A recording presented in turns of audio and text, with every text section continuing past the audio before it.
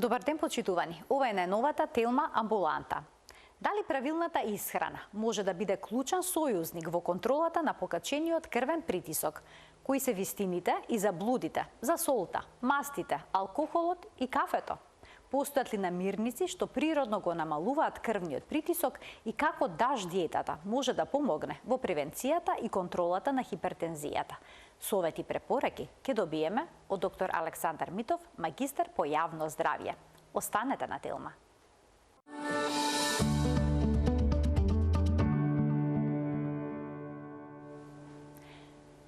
Дали исхраната може да биде клучен сегмент во регулирањето на покачениот крвен притисок? Ќе го прашаме доктор Александар Митов, магистар по јавно здравје. Докторе, добар ден, добре дојдовте во Телма амбуланта. Добар ден, ви благодарам за поканата. Се повеќе луѓе има диагноза хипертензија. Сметате ли дека ова состојба тие сваќаат сериозно или пак можеби проблемот е потценет? Мислам дека е многу потценет. Впрочем, кај нас покачениот крвен притисок, мој впечаток е, но верувам дека многумина ќе се согласат, се доживува како состојба која што, ако е нели покачена, ќе земеме некои апчиња, ќе ни препише матичниот лекар или интернистот и ќе ги пиеме апчињата по потреба, и тој момент ќе го објасниме, и така завршува темата покачен крвен притисок за многумина. Меѓутоа, тука завршува само интересот, не и вистинските ефекти врз нашето здравје. Изворено јасно, сосема кристално јасно, е дека покачениот крвен притисок е меѓу најсериозните ризик фактори по однос на не само на здравјето, туку и на животот на еден човек. На светско ниво, па и кај нас, ако ги гледате статистиките, ќе видите дека од медицинска гледна точка, од перспектива на епидемиологијата, впрочем најсериозниот ризик фактор за смртност е токму покачениот крвен притисок. Значи, има една цела низа на состојби, на болести во нашето тело, опфатени во медицината се разбира, кои што за свој директен причинител го имаат токму покачениот крвен притисок. Би кажал нешто што повеќе ќе ги заинтересира, да речеме, гледачите, секогаш кога ќе слушнеме приказна за жал, за млад човек кој што починал од мозочен удар, народно кажано, многу пати коренот на тоа е нерегулиран покачен крвен притисок. Го игнорирале. Најчесто бил ставот дека, добро, покачен е притисокот, ама ќе земам апчиња, или не ме боли глава, па не треба да правам ништо. Или телото ми се навикнало. Нема навикнување на покачен крвен притисок. Тој прави штета, макар и да не боли главата. Значи, дури и да не почувствуваме непријатни симптоми, ако притисокот е покачен, е доста сериозен. Би го споредил, иако во принцип често и не споредувам болести, но само заради едукативни цели, за да доближиме до јавноста, има некои малигни болести кои што го носат името рак, но според последиците во однос на бројки и на смртност, се помалку опасни отколку покачениот крвен притисок. Така што првата порака или најважната и единствената, макар да остане од денешниот разговор од луѓе што не гледаат, би сакал да биде барем тоа, дека покачениот крвен притисок е последната состојба во здравјето која што треба да се игнорира, која што треба да и се пристапува како да е нешто несериозно и која што треба човек да рече како што за жал многумина ќе пијам терапија само по потреба. Само кога не се чувствам само добро. Кога не се чувствам добро. Не. Ако е дадена терапија за покачен крвен притисок, не ја бараме логиката во тоа, ќе ни го објаснат лекарите кои што ни го препишеле. Се разбира, има логика, не е дека нема. Не да мислат луѓето дека денес не ми е покачен притисокот, не морам да пијам апчиња. Ако веќе е дадена терапијата, таа има причина зошто е дадена и треба да се придржува. Денешната тема, впрочем, е чекор пред тоа. Значи, пред да дојде до потреба за терапија, или макар да веќе дошло до потреба до терапија, ние сепак можеме да ја подобриме состојбата. И да се навратам на вашиот вовед, основата во една реченица, може ли да се подобри состојбата со покачениот крвен притисок преку исхраната, одговорот е чисто и недвосмислено да.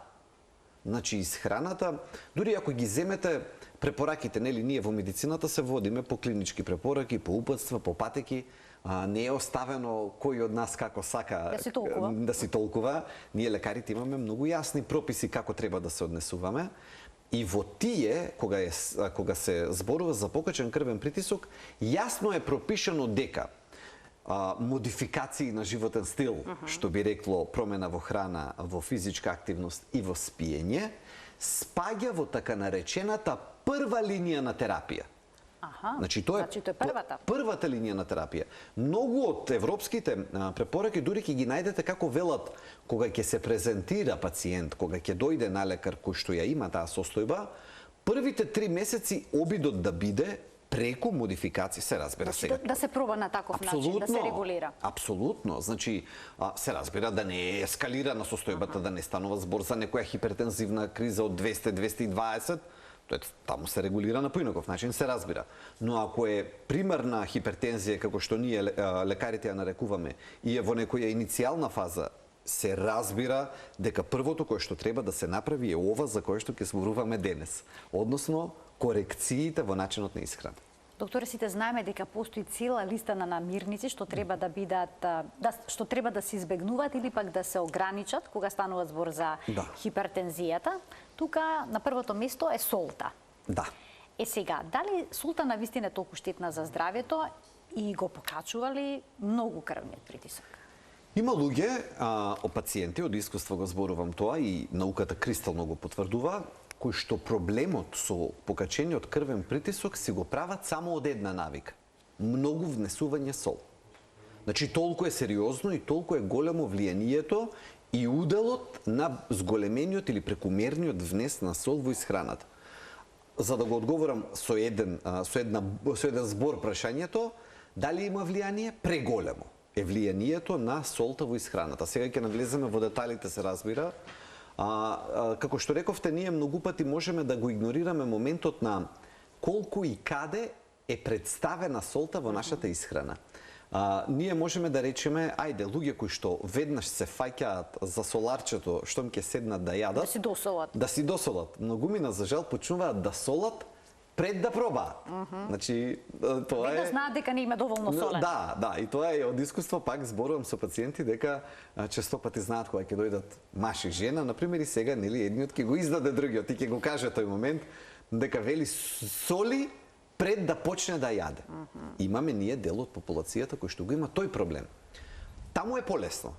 Таму веднаш дури и луѓето сами се свесни дека навистина премногу ставањето сол е тој момент не им се верува на тие луѓе кои ќе го лимитираат начинот на количеството на сол, дека во рок од 3 до 4 недели покачениот крвен притисок може да го снема. И тоа најодговорно го кажува за во таа категорија на луѓе кои што ја претеруваат солта. И таму е многу едноставно. Има друга категорија. Има категорија на луѓе кои што не солат директно, да речеме, но јадат сирење многу. И сега еве ја солта каде е. Значи не е соларчето на маса, не е соларникот на маса. Туку изворот е сега кај сирењето, а нашето сирење е многу вкусно, традиционалното наше сирење, но е и многу солено.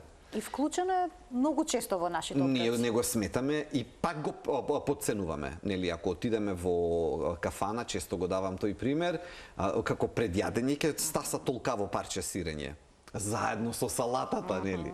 Кој што веќе зачинета. Кој што патеме зачинета, плюс има сол и плюс и овде е солта. Имаше истражување од Институтот за јавно здравје пред некоја година кој што вели дека некаде 2,5-3 пати просечно македонецот зема сол над горната граница која што е воспоставена од меѓународни такви научни тела за тоа што би требало да земаме, од тие некои 2-3 грама на ден. Значи ние и преку 10 грамов во просек одиме по население.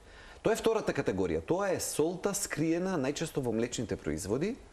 И има и трета категорија во многу други производи кога солта просто е распрсната низ нив, а луѓето може да не бидат свесни. Дури и лебот може да биде продукт во кој што има премногу сол.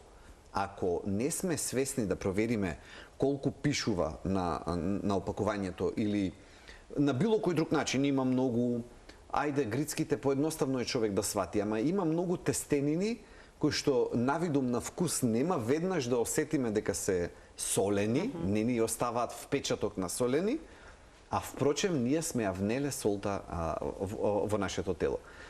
Тука препораката и дели, сега има и други видови различни сол, не, без да именуваме било кој поединечен бренд, за никој да не се најде засегнат. Но има генерички кажано сол која што потекнува од Хималајските планини, која што пак во себе има натриум хлорид. Значи, не треба да не заведува моментот дека еве ова е од вакво, такво или онакво потекло. Не е потеклото проблем. Проблемот е количината. Значи, која и да е сол, макар и да е таква која што во себе има микроелементи во ред, одлично. Добро е кога е збогатена. Еве Хималајската сол, позитивното нешто е дека во себе има микроелементи, корисно, добро е да ги има. Но, реков, количината е тоа што е проблемот. Значи, ако човек која и да е сол ја стави во количини кои што се над тоа едно лажиче на ден, мало лажиче на ден, распрснато во цел ден, во доручек, ручек, вечера, во грицки, во се, таа би рекле дека е некоја доза вака прифатлива. Сето над тоа прави проблем. Ако некому му треба објаснување, солта што прави? Солта во нашето тело има многу јасна улога. Средината, крвта и течноста помеѓу крвните садови, нели, вака на народот да им доближам, има различна густина од водата. Тоа е тоа што го нарекуваме ние физиолошки раствор. Нели, во нејзе има има една доза на соленост, која што го прави да биде медиум во кое што нашето тело функционира. Сите метаболни биолошки процеси се случуваат во тој медиум на тој физиолошки раствор. Кога ќе додадеме малку повеќе сол, впрочем, тој баланс се нарушува. И телото има еден избор. Не може лесно да ја изфрли солта. Зошто? Заради тоа што ние еволутивно, нашите бубрези се дизајнирани да ја штедат солта, а не да ја изфрлаат. Зошто? Затоа што години наназад солта била ретка, дефицитарна и нашите тела се дизајнирани да ја штедат, да ја чуваат. И кога ние ќе додадеме малку повеќе сол, единствениот избор на телото да направи е да внесе и задржи повеќе вода, за да ја разреди. И внесот и задршката на вода ќе ги направи тие познати отоци за кои што зборуваат луѓето, дека се целосно се чувствуваат повеќе троми, или пак обратно, кога ќе земат да слабеат и намалувајќи ја солта во првите неколку дена, ќе се случи да ослабат помеѓу 3 и 5 килограми во првата недела. Се разбира, тоа не е можно од масно ткиво да се случи, ама што се случило?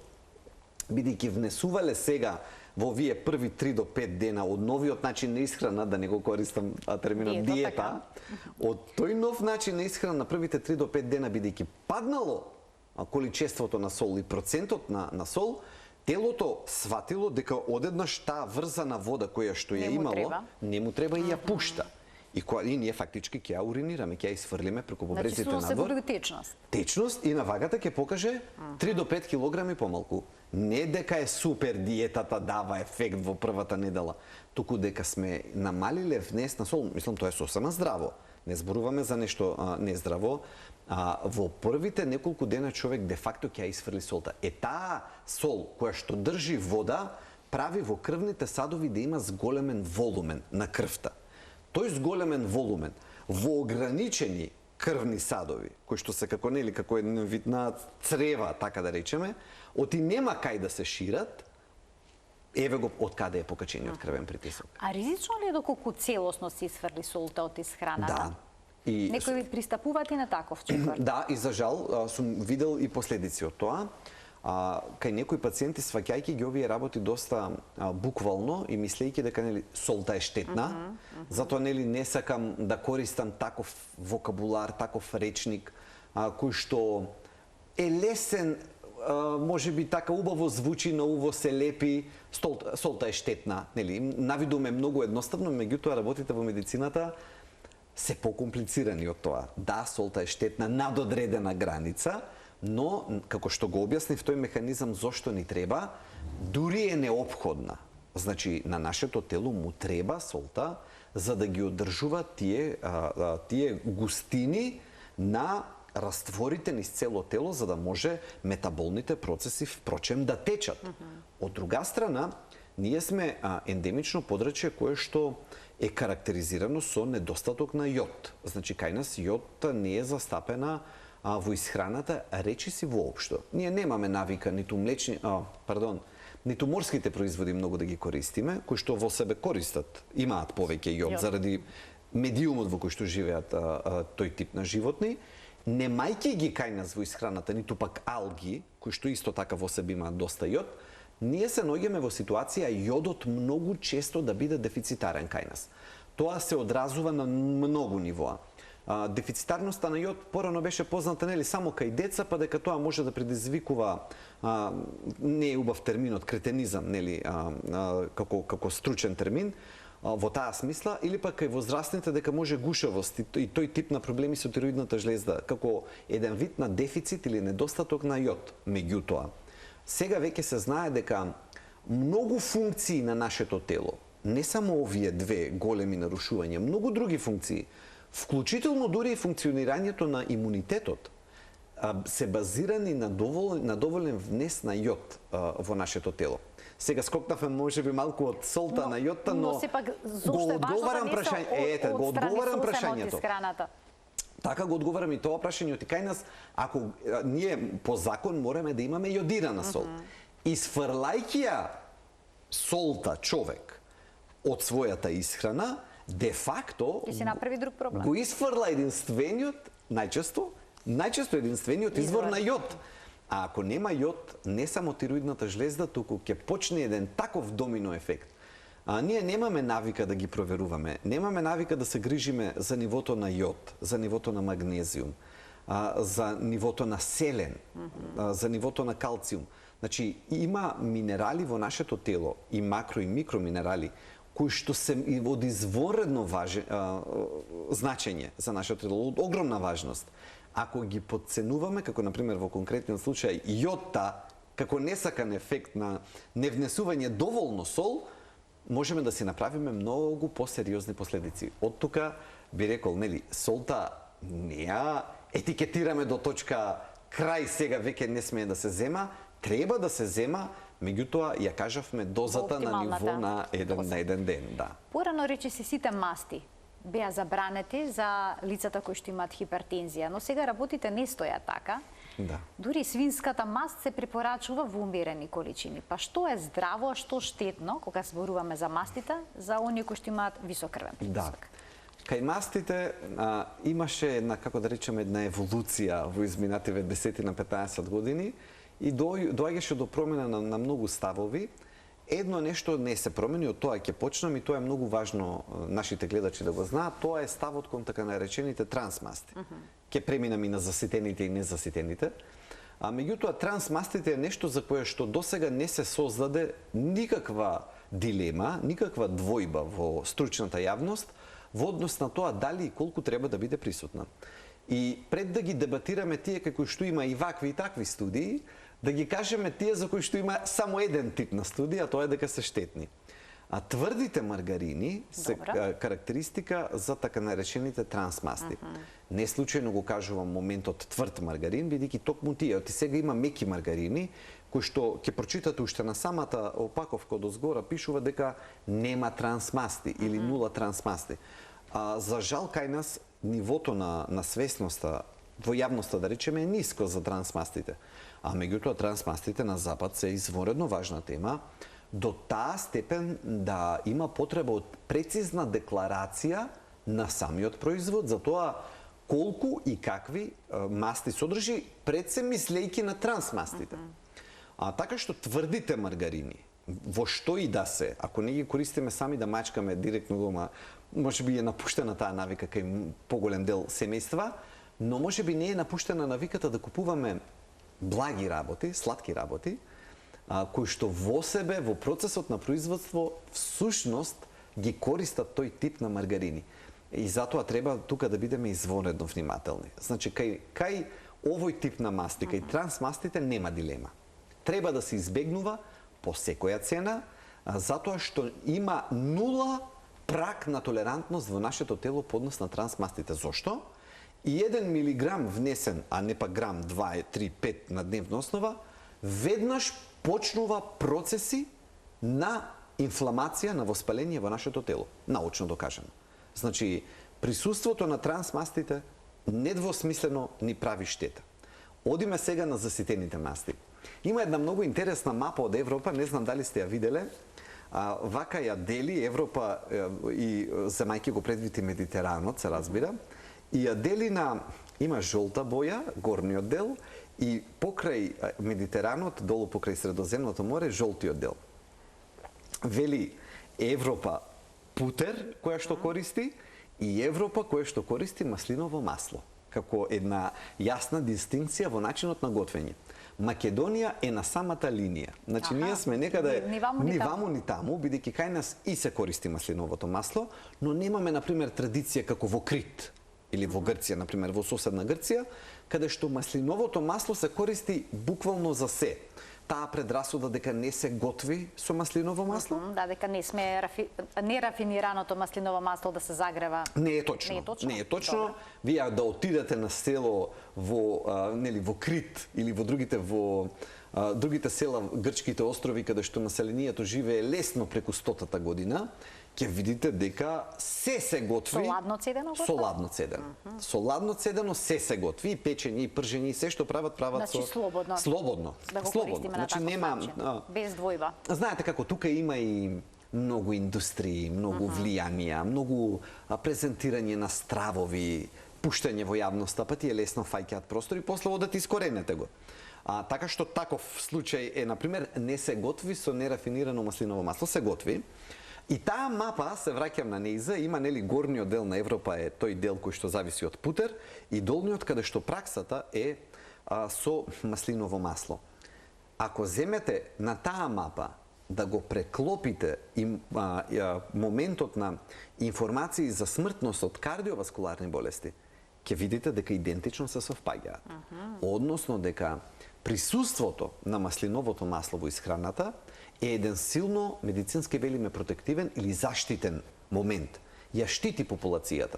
Не дека не се присутни и друг тип на навики. Не дека населението на јужниот крај од Европа живее некако кој знае како чисто или не знам како. Шпанците се пример за тоа, наскоро ќе бидат најдолговечната нација во светот. И вино пијат, и цигари пушат, и малку пешачат. Меѓутоа, маслиново масло исклучиво користат и има доста изложеност на сонце, на витамин Д. Сакам да речам дека свинската маст, која што заедно со путерот припаѓа на тие заситените масти, не е до точка да биде забранета, штетна, така. Не е до точка дека дури и најстрогите здруженија, Американското кардиолошко здружение, дава некоја дневна доза на внес на заситени масти. Не спаѓа тоа во категоријата на трансмастите кои што ги реков, каде што толеранцијата е 0. Има прак на толеранција во однос на внес на заситени масти. Меѓутоа, тие сепак не се поздрави од маслиновото масло. Сега можеме да ги отвориме сите растителни масла и таму има дебата.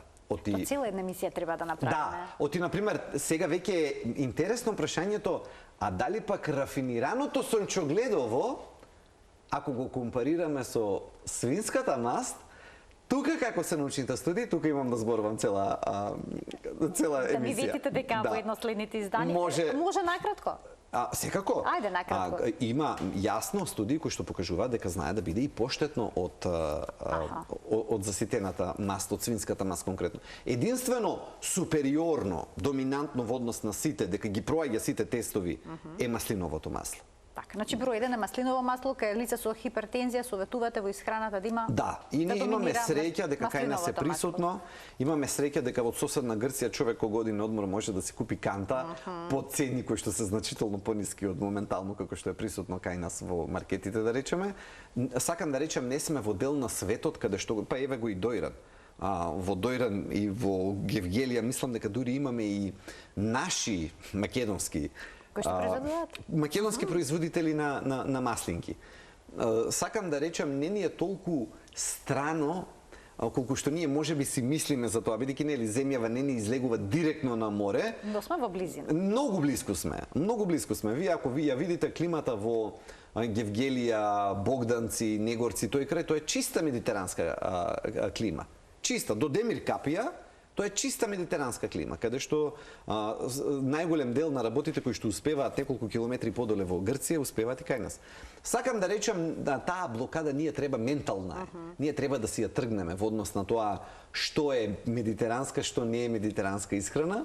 Меѓутоа, додека работиме на тоа, едно сигурно треба да знаеме, од аспект на мастите, маслиновото масло е едно од најздравите на пиедесталот. Следно е алкохолот. Така. Кај нас има едно убедување дека една чашка ракија, жолта ракија, ќе го намали крвниот притисок. Па која е вистината? Да, за жал има многу, да речеме, варијации во однос на како ќе одговори човек. Поединечен е одговорот, но најчесто е проблем. Најчесто е штетно. Алкохолот кај нас е една од темите кои што, например, за цигарите се многу застапени.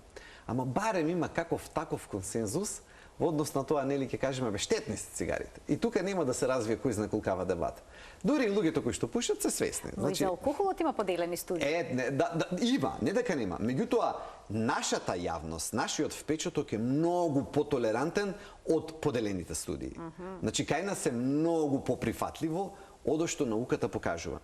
И затоа, кога третирам прашања кои што се така општо прифатени, пристапувам внимателно, од мене не ми е користа да ја кажам научната вистина, па кој што сака нека прави, не ми е тоа пристапот мене, туку мене ми е пристапот таа вест на најдобар можен начин да ја доближам до луѓе, без да им создадам првична негативна реакција. Дека можеби треба да се размисли количината на алкохол, ако веќе зборуваме, и фреквенцијата. Значи, колку често и во кои количини. Студиите, како што кажавте, се и вакви и такви. Например, за виното најчесто има студии кои што се двојат. Најчесто кај виното има студии кои што велат и позитивно и негативно. Мислам дека Прете за црвеното. За црвеното. И тие ја наоѓаат својата вистина, верувам, во самата позитивна содржина на антиоксиданси. И самата боја, ако ја разгледате на црвеното вино, потекнува од материи кои што се добри за нашето здравје. Ресвератролот кој што е присутен во црвеното вино дефинитивно е една сега многу популарна состојка антиоксиданс, човек може да се ја купи како таблетка. Ја има во грозјето, ја има во виното. Меѓутоа, мојата порака на оваа тема, за да бидам јасен, е да нема навика за дневно користење на алкохол. Значи, тоа е мојата препорака. Макар и мала чашка да биде, од малата чашка понатаму е многу полизгаво. Зошто? Заради тоа што ако ние веќе ја создадеме навиката дека на дневна основа на масата стои алкохол, на поинаков начин го прифаќаме. Значи нема препорачана минимална доза кај лице со хипертензија? Нема, препораките се јасни. Нема воопшто. Не смеат ниту една чаша вино, ниту пиво, ништо? Не, за луѓе со проблем со хипертензија, сега нели малку... Кај нив ништо? Не, таму нема. Науката е јасна таму. Значи ова беше нормален крвен притисок, може да си го покачат ако редовно пијат по една чаша пиво? Може, како не. Значи нема да биде тоа основниот причинител, нема да биде тоа двигателот. Меѓутоа луѓе кои што се на терапија на хипертензија, на терапија за покачен крвен притисок, земањето алкохол може само да ја влоши состојбата. Значи тие моменти на... Со чашка ракија нема да си го симнат крвните. Нема да го симнат. Нема да го симнат. На гладно од сабајле. Да, нема. Знаете како има некои моменти, нели, поднос на... Крвниот притисок реагира на многу моменти. Например, тој паѓа преку лето. Паѓа преку лето. Зошто? Заради тоа што од топлината крвта почнува да оди во периферните крвни садови, тие што се по рацете, по нозете, по кожата, и бидејќи е ограничена количината на крв која ќе се пресели периферно, централно притисокот паѓа. И велиме дека има летно паѓање на крвниот притисок.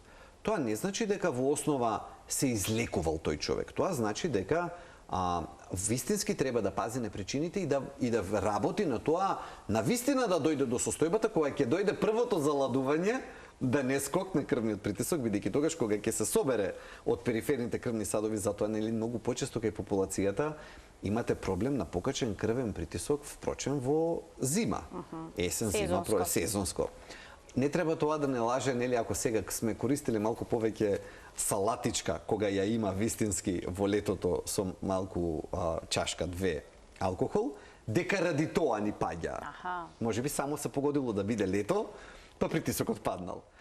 Сакам да речам, бара голема внимателност. Македонската нација треба да работи на делот на конзумација на алкохол. Тоа не го кажувам јас, тоа го кажуваат научните студии.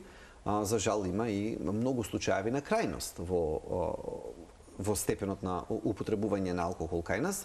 Меѓутоа, ако да завршам за лица со хипертензија, препораката е да не ја користат таа чашка. Една нема да им помогне, може само да им одмогне. А што е со кафето?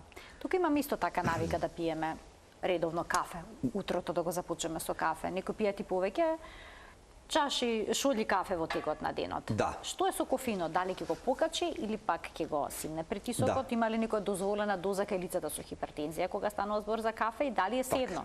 Какво кафе пиеме? Турско кафе, филтер кафе, кафе со млеко, Да.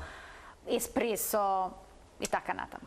Кафето во основа, прво ако земеме да го разгледаме што е, ќе видиме дека станува збор за мешунка вид на растение, смелено, испечено и го пиеме. Значи вака од старт да кажеме. Работите се комплицираат во моментот на два правци. На печењето, кое што може да создава, да речеме, акриламиди во него, кој што се смета за една димензија на проблематика, и втората проблематична димензија е дека во него има одредени масти, кафеол, значи некои други, кои што влијаат на липидниот статус на нашето тело. Значи многу пати кај пациенти кои што сум имал, кои што само ЛДЛ е покачен, односно тој така наречениот лош холестерол, е можно покачениот лош холестерол, а тие да имаат навика по 3-4 кафења на ден да пијат, од моментот кога или ќе го намалат многу, или ќе престанат да го пијат, или ќе почнат да пијат филтер кафе, сега ќе го одговорам и тоа третата димензија што ме прашавте, ЛДЛ ќе падне во рок од 3 до 4 недели. Сега едно по едно да ги одговорам сите. Прво, нема кафе кое што нема да предизвика преодно покачување на крвниот притисок. Значи кафето во своја основа е стимуланс кој што влијае позитивно на крвниот притисок, го крева. Значи еден од ефектите кои што ги прави, помага нели на когнитивниот момент, ни помага да се сконцентрираме, ама ни помага и да се крене крвниот притисок. Тоа не мора да значи дека ќе биде долгорочна последица. Значи не велам дека ќе предизвика хипертензија, дури и да пиеме почесто. Но ако човек веќе има склоност на покачен крвен притисок, кафето може да му ја влоши состојбата. Значи тоа е прво во однос на здраво население, наспроти население кој што има проблем со покачениот крвен притисок. Значи само на темата на покачен притисок, да, ќе го покачи кај секој од нас, но кај луѓе кај кои што веќе има покачен крвен притисок, тоа може да биде значителна дополнителна компликација. Тоа е првиот момент. Вториот момент, има едно правило кое што вели 3 до 3. Во смисол, ако се до 3 чаши и до 3 часот во денот, последиците од кафето по однос на телото значително се намалуваат. Значи, до 3 чаши до 3 часот. До 3 часот. Значи 3 до 3. Правило. Да. Добро. И ако си ти е доручек најот сабајле од 7 часот, па да биде едно да речеме околу пладне и едно 2-3 без разлика, има период до крајот на денот кога во телото ќе може да падне нивото на сите супстанции нели од кафето кои што потекнуваат, кои што ќе направат да не сме толку будни во текот на ноќта и да ни влијат на квалитетот на сонот. И многу луѓе ќе кажат: "Абе, јас докторе пијам кафе и легнувам да спијам." Квалитетот на сонот е тоа што е важно. Значи ние не мериме само затворени очи. Оти затворени очи не значи сон. Има сон и сон.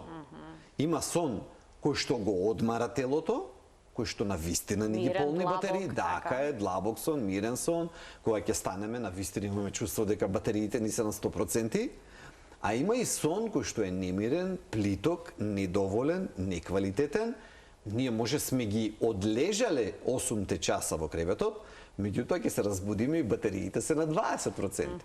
Така што од сон до сон има разлика и да не се лажеме дека пред спиење пијам кафе, си легнувам и гајле немам. Треба да бидеме искрени со себе и да видиме. Впрочем, знаете, тука е многу лесно човек да се лаже. Например, еве, откако имам таков часовник кој што мери што правам навечер додека спијам, нели, кој што проверува длабок сон и тие работи, човек дури тогаш почува да сваќа, спиеме. Не знаеме што правиме. Всушност колку не спиеме. Ние тогаш сваќаме колку не спиеме, кога ќе го ставиме часовникот на рака. Ние тогаш сваќаме колку можеме во ноќта тој мери и ние сваќаме дека е премалку, дека има еден момент кој што го нарекува restfulness или дека сме немирни, дека сме немале доволно тој така наречен длабок сон или deep sleep. Сакам да речам, многу работи во медицината не се заснуваат само на тоа што ние си мислиме, доку треба да ги измериме, а да ги провериме работите додека сме заспани. Ич не е лесно. Ни треба некоја ваква направа, да речеме, околу раката на некој часовник кој што ќе ни покаже објективно, а не ние како си мислиме. Така што тие 3 до 3, тоа правило е заради тоа. Сега типот, остана да го одговорам, типот на кафето. Јас сум љубител на турско кафе, меѓутоа турското кафе тука не спаѓа во најдобрите кафења што човек сега медицински зборувам. Не кажувам за мојата лична преференца. Според медицината, кафето е најдобро да биде филтрирано или филтер кафе. Со една реченица да објаснам, тоа е кафе кое што поминало низ некаков хартиен филтер.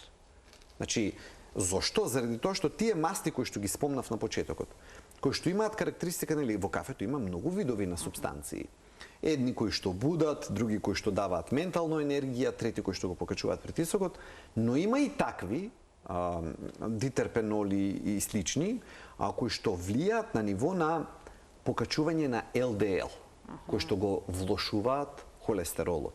Има луѓе кои што се чудат од каде бе, докторе, нели, ќе дојдат да разговараме, ова правам, и меѓу друго ќе се скрие информацијата дека кафето е многу присутно. 3, 4, 5 чаши на ден и тоа е некој ваков тип, нели, ние мислејки дека тоа е најчисто, дека турското де факто е сварено кафе, би требало најприродно да биде, но така е најприродно е, но доколку не помине низ тој филтер, низ таа филтер хартија и не му ги одземе мастите штетни де факто што влијаат на ЛДЛ, до тој момент турското кафе представува проблем. Така што, ако треба медицински да ги подредам, кафето кое што поминало низ филтер, низ хартиен филтер, од медицинска гледна точка се смета за подобро, отколку тоа што јас го сакам, турското. Може да се напиете со покачен крвен притисок едно филтер кафе во текот на денот? Да, не е проблем. Видете, ако е едно утринско кафе од Сабајле, пак, нели, ја следиме терапијата, ги следиме сите работи, внимаваме. Меѓутоа, ако е едно утринско кафе, тоа не би требало да ни направи толкав проблем. Ако до толку телото ни реагира бурно на кафето, тоа е друга ситуација. Меѓутоа, ретки се луѓето кои што до толку бурно реагираат на едно кафе. Докторе, а каква е таа даш диета која што се препорачува за намалување на крвниот притисок? Да, тоа е таа диета која што на запад е доста популарна. Даш диета би ја скратил, тоа е диета која што во себе има многу малку сол, еве од таму да почнам. Тоа е диета која што во себе има 2 до 3 грама сол на ден, значи помалку од една мала лажичка, но во себе ги има сите други елементи кои што се и онака присутни во нашата традиционална македонска храна. Овошје, зеленчук, мешунки, интегрални житарки и чисти протеини. Во чисти протеини би кажале протеини кои што спаѓаат во групата на белите меса, пилешко, мисиркино, риба, и кои што од мастите ги има претежно незаситените масти. Значи, таа сама по себе не е никаква филозофија, оваа диета. Меѓутоа, таа можеме многу лесно да ја кажеме како еден вид на традиционална македонска исхрана со малку сол, каде што нема да биде присутно многу сол. Тогаш зошто се жала дека не може да ја следа, дека била многу тешка за практикување и спроведување? Тогаш тоа може, прво за човек што е навикнат на повеќе сол, дефинитивно таа ќе му биде компликација. Значи, од самиот момент, бидејќи ако човек се навикнал на многу сол, кај нејзе ќе има чувство дека речиси и да не е присутна во исхраната од солта. Вие ако ги распрснете тие 2 грама низ цело јадење во текот на денот, можете да замислите каква храна ќе консумирате. Значи, тоа е на граница на безвкус. Сега, најдиректно и отворено зборуваме. Ако веќе човек во таа ситуација свесен е дека му е битно за здравјето, ќе применува и тоа.